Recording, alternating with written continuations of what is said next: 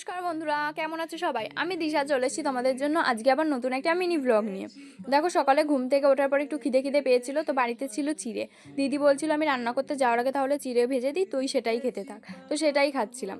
আর তোমাদের তো আগে একটা ভিডিওতে আমি বলেছিলাম যে আমার বাড়িতে একটু কাজ চলছে, তো সেটাই চলছিল। আজকে একটা মিস্ত্রি নিয়েছিল বাবা, আর মিস্ত্রি কাকু মিলে দুজনে করছিল।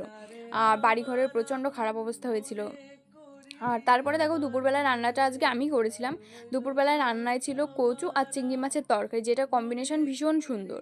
তো এই যে আমার তরকারিটাও রান্না কমপ্লিট হয়ে গেল তোমাদের সাথে কথা বলতে বলতে। তোমরা যারা এটা একবারও ট্রাই করোনি, একবার ট্রাই করে দেখো, আশা করি ভালো লাগবে।